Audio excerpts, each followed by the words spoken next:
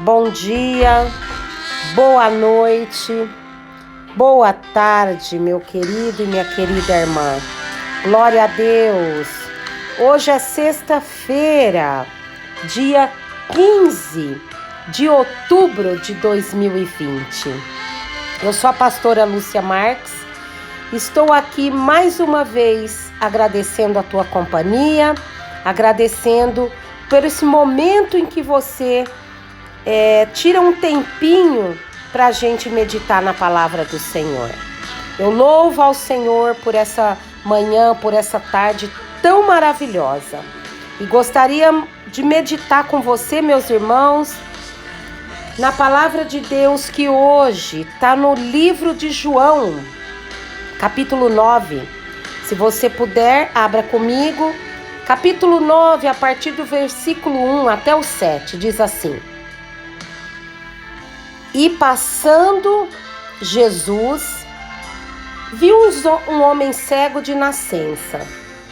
E os seus discípulos lhe perguntaram, dizendo: Rabi, quem pecou, este ou seus pais, para que nascesse cego? Jesus respondeu: Nem ele pecou, nem os seus pais, mas foi assim para que se manifestasse nele as obras de Deus. Convém que eu faça as obras daquele que me enviou. Enquanto é dia, a noite vem, quando ninguém pode trabalhar. Enquanto estou no mundo, sou a luz do mundo. Tendo dito isso, cuspiu na terra e com a saliva fez lodo, untou com o lodo os olhos do cego e disse-lhe: Vá, lave-te no tanque de Siloé, que significa o enviado. Foi, pois, e lavou-se e voltou vendo. Glória a Deus. Obrigada, meu Deus e meu Pai. Obrigada, Senhor, por essa palavra tão maravilhosa e rica. Eu te louvo, Senhor. Ó Deus Todo-Poderoso. Senhor, abençoa, Senhor. Entra na casa do meu irmão e da minha irmã, Senhor. Abençoa-nos grandemente, Senhor, nessa sexta-feira. Que o Senhor, Senhor Deus, seja o nosso baluarte, meu Deus. Seja a nossa força no tempo da angústia, Pai. Cuida de nós. Em nome de Jesus. Amém e amém. Glória a Deus, meus amados. Hoje nós estamos no 26º dia da nossa campanha. Com sucesso, graças ao Senhor, estamos chegando ao término, né? E hoje nós vamos falar sobre a cura de um cego de nascença, né? Que a gente leu aqui em João 9, do 1 ao 7. E que palavra maravilhosa, né? Que palavra tremenda e linda. Meus irmãos, como que a nossa visão pode mudar o que as pessoas pensam ao nosso respeito, né? Como que a nossa visão pode transformar do que as pessoas vê de nós, né? Queridos, é muito fácil as pessoas olhar para mim e olhar para você e pensar que aquilo que a gente está vivendo é uma provação, né? Existem pessoas, meus irmãos, que ficam o dia inteirinho discutindo por que ela está desempregada se ela é crente. Por que ele é desempregado sendo que ele é dizimista? Por que ela, sendo uma mulher de Deus, os filhos estão assim, desviado? Mas por que ela é doente se ela prega, as pessoas são curadas e ela tá desse jeito? Como que ela prega e tem assim pessoas desviadas na família dela? Meus irmãos, eu vou falar para você. Isso é obra do maligno. Isso é obra do maligno, porque ele que veio, né, para acusar, ele que veio para nos apontar, né? Mas Jesus não. Jesus, ele veio para nos abençoar, né? Então, o diabo é um acusador. Olha, meus irmãos, a pessoa que age dessa forma nada mais faz do que o trabalho do diabo, a obra do diabo, né?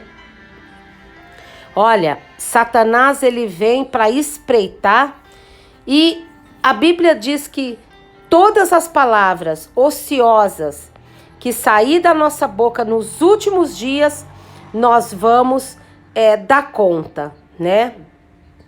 Tem muita gente, meus irmãos, julgando pessoas de Deus, mulher e homem de Deus, e falando assim, essa pessoa aí não é crente não, porque se ela fosse crente de verdade, o marido dela já era crente. Essa mulher não... Se essa menina aí é crente de verdade, por que o pai dela bebe cachaça desse jeito? Não, se essa mulher tem tanto temor a Deus, por que o marido dela tem amante? Por que a esposa dele tem amante? Será que esse homem realmente é de Deus? Às vezes, as pessoas sempre querem questionar aquilo que nós vivemos com aquilo que nós precisamos. Ou seja, eu olho se ela merece, aí eu vou saber se ela tem ou se ela não tem, não é assim? Só que, irmãos, tudo o que nós recebemos, meus irmãos, não é por causa, não é pelo que a gente faz, mas é a graça de Deus, né? As misericórdias do Senhor, meus irmãos, ela não tem fim, né? E a Bíblia diz que a vitória não é daquele que compete, mas aquele a quem Deus se compadece, não é assim?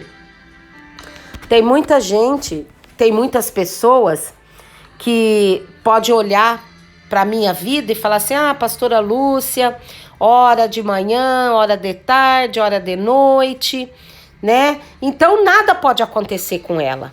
Pastora Lúcia não pode sofrer um acidente, né? Os filhos dela, ela não pode ficar doente, os filhos dela tem que ser exemplar, não é assim?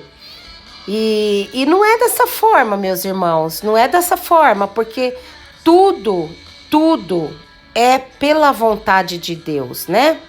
Ela não pode acontecer nada com ela, não. As pessoas sempre acham que provações, meus irmãos, é sinônimo de castigo de Deus.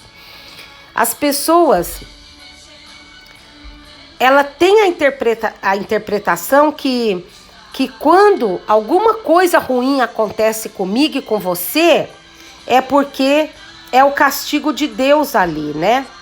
Então, a pessoa fala assim, uma porta se fechou, vamos supor, fecha uma porta na tua vida.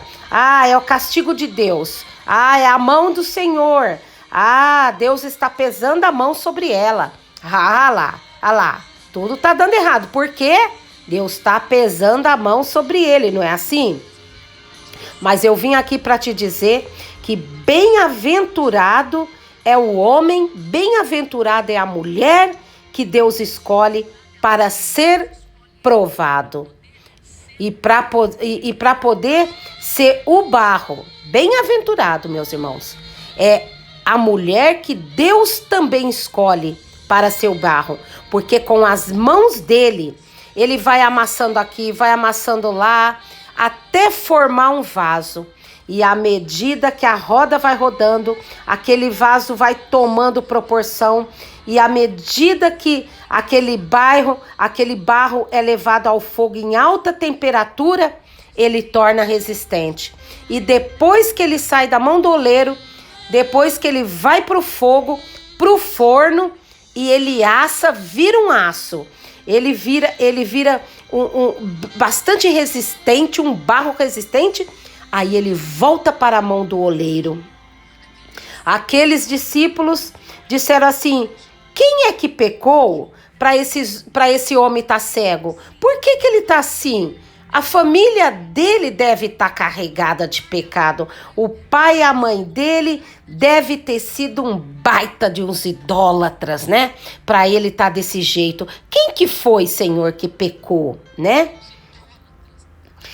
Na cultura judaica, meus irmãos, todas as vezes que nascia alguém com alguma enfermidade, seja doente, seja cego, seja mudo, seja surdo, eles tinham um antigo pensamento de que aquilo estava ligado ao pecado. Mas nem tudo, meus irmãos, é o que os homens pensam. Uma criança que hoje nasce com uma deficiência não tem nada a ver com seu pai e com a sua mãe.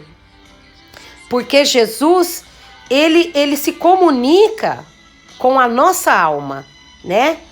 Então, você pode ter certeza, meus irmãos, que uma pessoa surda pode ouvir muito bem a voz de Deus lá no seu interior. Acredite que um cego não consegue ver o que eu e você vê no mundo natural, mas ele consegue ver ter visões de Deus que a gente não tem, né? Então, um surdo não consegue me ouvir, não consegue ouvir a você, mas o surdo consegue ouvir a voz de Deus, mas consegue orar, consegue falar com o Senhor, consegue discernir a voz do Senhor. É por isso que o Senhor Jesus falou assim, me lembrei agora que Jesus falou assim para Jeremias: Jeremias, quando eu te formei no ventre da tua mãe, eu já te conhecia. E quando tu eras ainda um embrião, eu já falava contigo. Eu já tinha te separado, eu já tinha te escolhido. É por isso, meus irmãos, que nós não podemos aceitar essa cultura. Que se a criança nasceu deficiente, ou se um carro bateu, tudo isso, se de repente a porta fechou, ou de repente o marido era tão fiel a Deus, mas foi embora, e a mulher também, mas nós não podemos aceitar achando que isso é um castigo de Deus, ou até mesmo uma provação de Deus. Deus dando um castigo para a pessoa. Sabe por quê, meu irmão? Porque tem coisa que acontece para que a glória de Deus seja manifesta, viu?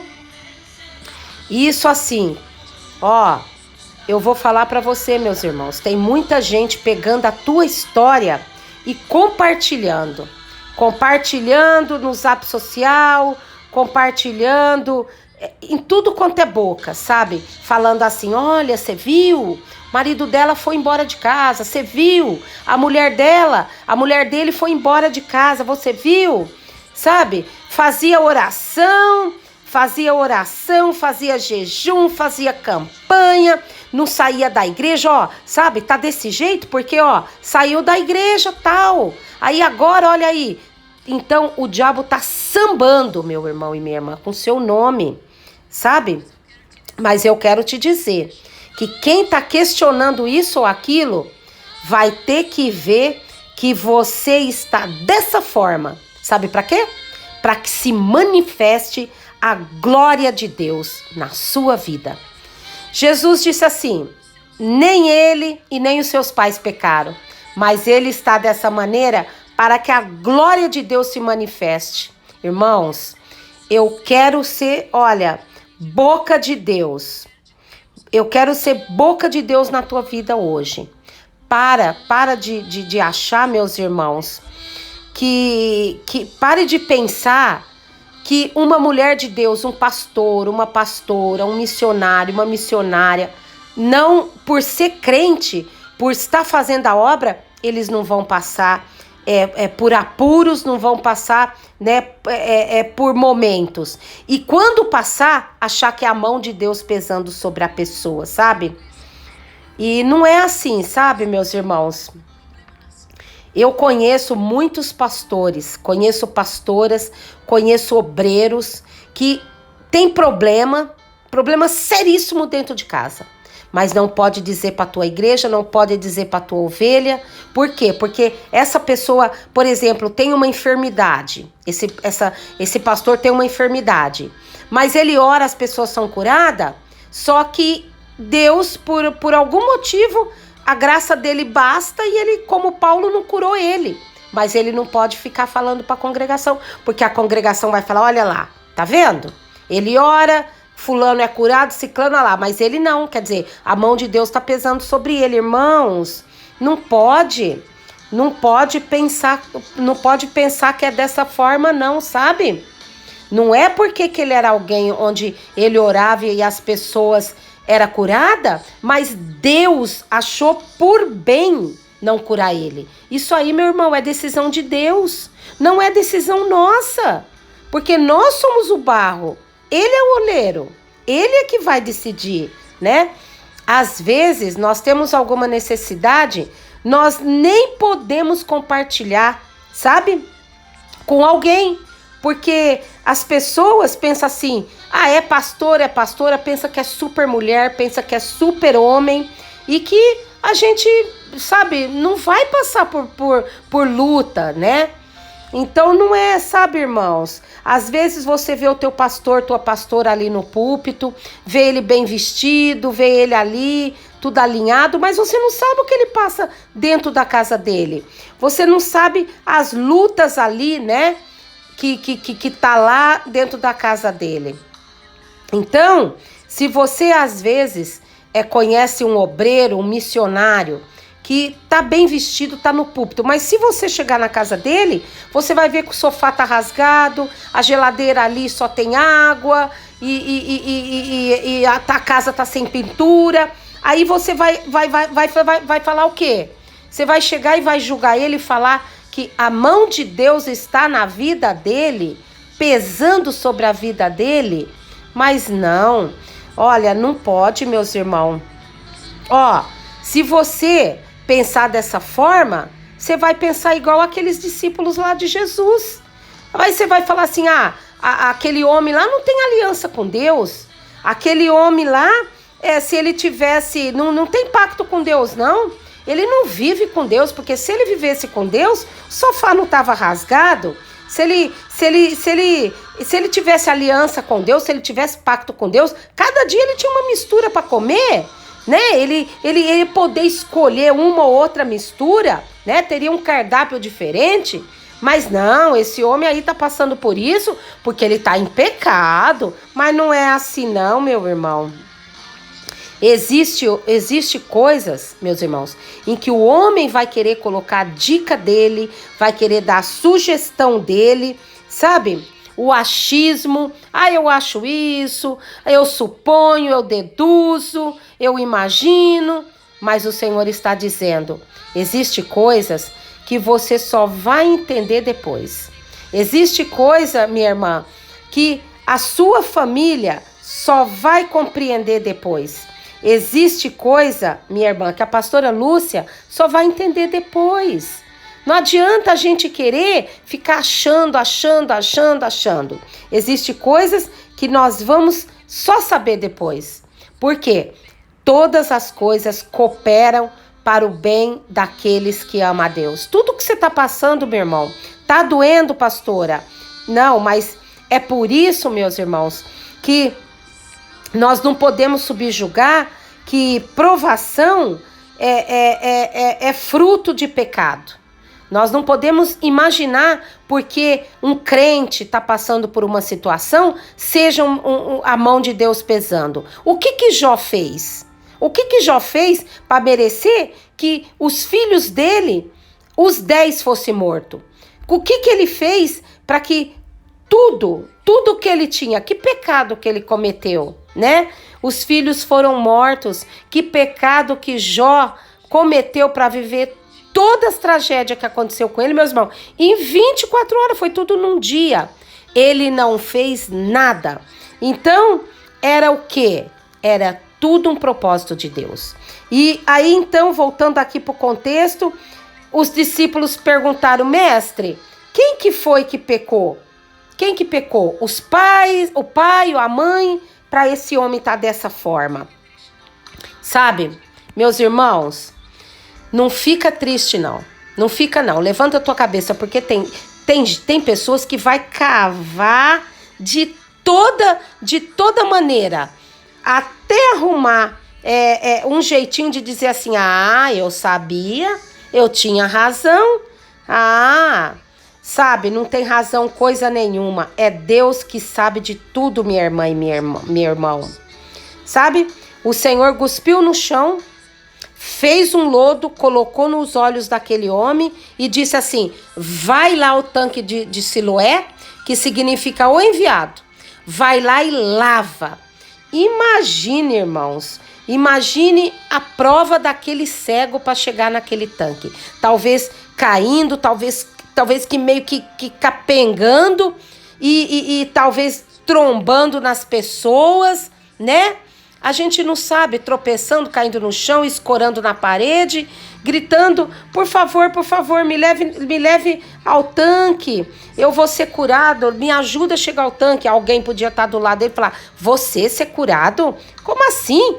Você nasceu cego? Desde que a tua mãe te deu à luz, você é cego? Você não se acidentou no trabalho não, sabe? Não foi doméstico, sabe? Você já nasceu cego, você já nasceu na luta. Mas aquele homem sabia quem tinha tocado nos olhos dele. Sabe, minha irmã? É muito bom, minha irmã, que você saiba quem é que tá te tocando, viu, meu irmão? Quem que tá te tocando? É bom que você tenha o conhecimento, ainda que você não veja tudo que você não queira ver. Mas saiba, você precisa ver que Jesus está tocando nessa calça. Tipo assim, eu não vi, mas Jesus está tocando. Eu ainda não vi por completo, mas eu já estou sentindo ele tocando. Eu já estou sentindo ele aquebrantando o coração. Eu já tô vendo ele mudando o meu marido. Já estou vendo ele mudando a minha esposa. Então você tem que saber quem te toca e entender que ele está te tocando. Aquele homem então ali chegou, lavou aqueles olhos. E quando a Bíblia diz que ele voltou vendo, meus irmãos. Ó, quando uma pessoa, ela é cega, por exemplo, aquele homem, ele era cego, ele recebeu a cura, mas o cabelo dele era o mesmo, você concorda comigo? Ele só estava vendo, mas o cabelo dele era o mesmo, a cor do cabelo era o mesmo, a aparência física dele era o mesmo, né? Ele era a mesma pessoa, a sobrancelha era a mesma coisa, a fisionomia dele era igual a mesma coisa. Agora, o que aconteceu? O que aconteceu com esse homem? Quando esse homem saiu do tanque e foi entrando, as pessoas começaram a questionar. Mas é ele? Sabe por quê, meu irmão?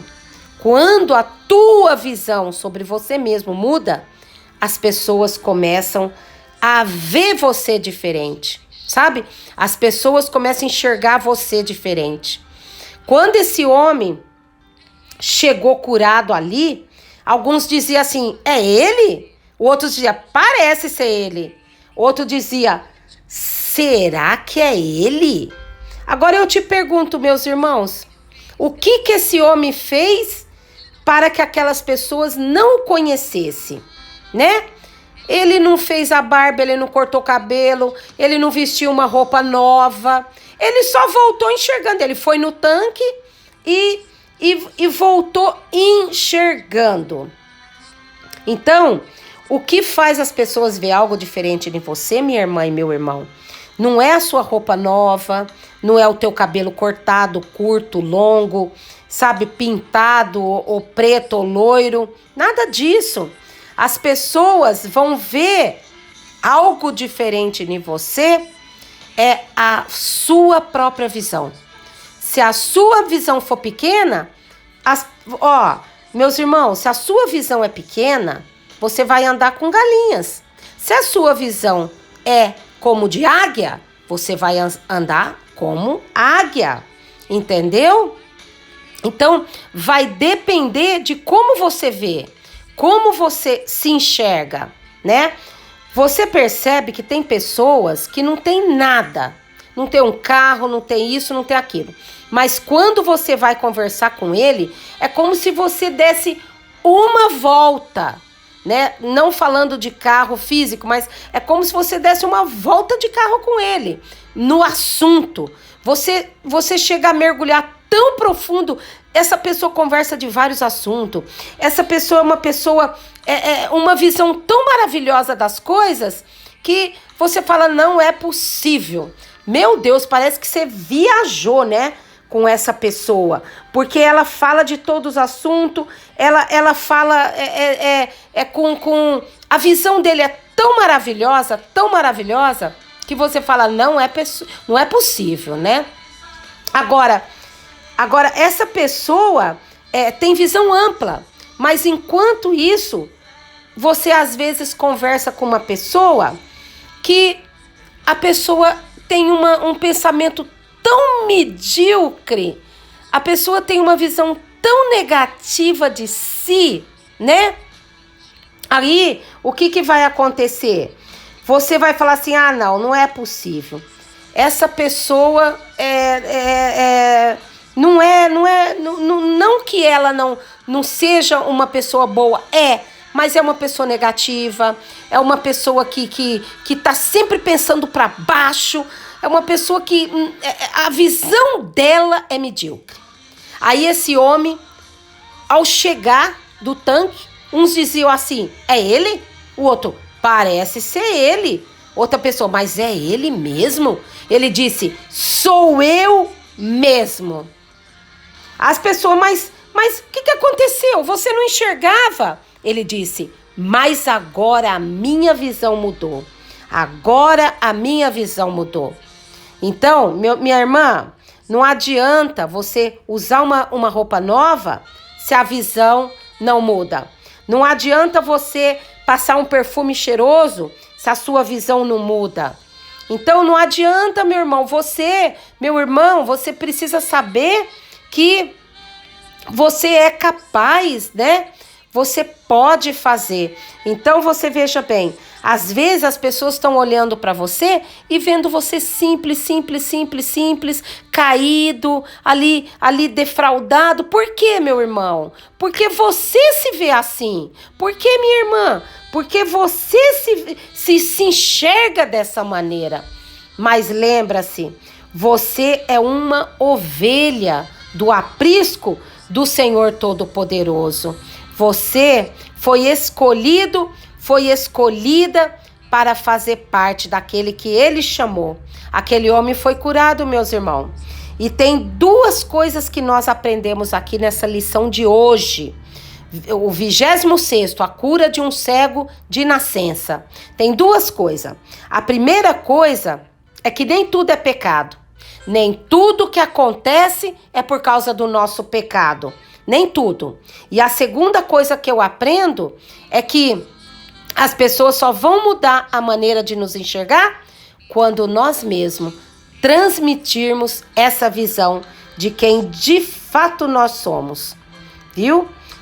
Então, que Deus possa abençoar grandemente a sua vida. Minha querida e meu querido, eu quero pedir para que você mude a tua visão de si mesmo.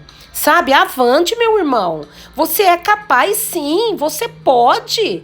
Minha irmã, não fique enxergando você como se você fosse uma coitada, como se você não fosse ninguém. Não, minha irmã. Você é uma ovelha do aprisco do nosso Deus. Você é uma princesa. Você é linda. Deus te fez linda, minha querida. Então, em nome de Jesus Cristo, minha querida, meu querido, erga a tua cabeça, mude a tua visão para que as pessoas possam ver você como realmente você é. Um servo de Deus e uma serva de Deus. Amém? Vamos orar?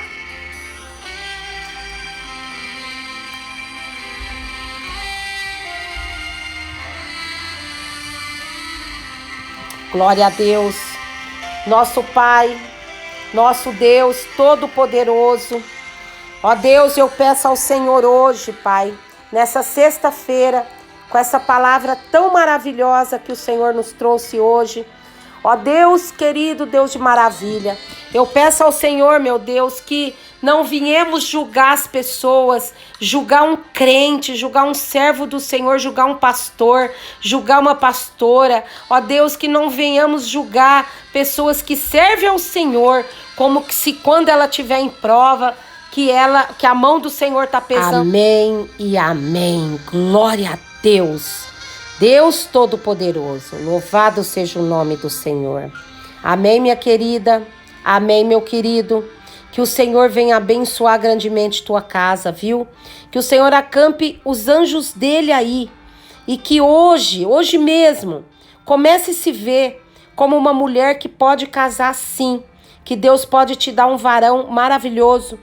Comece a se ver, homem de Deus, como um varão de Deus, que Deus pode dar para você uma serva, uma Rebeca. Comece a ver você nesse emprego já. Comece a ver você já com teu carro novo. Ah, pastora, mas eu sou eu sou atribulada, eu não consigo dirigir. Não, minha irmã, não se vê assim não. O maior é Deus na tua vida, viu? Então que Deus te abençoe e te guarde. Faça resplandecer o rosto dele sobre ti e sobre ti ele te dê a paz. E se Deus quiser, amanhã eu volto no nosso 27º dia dos milagres de Jesus. Lembre-se, Jesus venceu e você vai vencer também. Maior é o que está com você e não o que está no mundo para te atribular. Amém? Um grande beijo no teu coração e até amanhã, se Deus quiser. Tchau, tchau.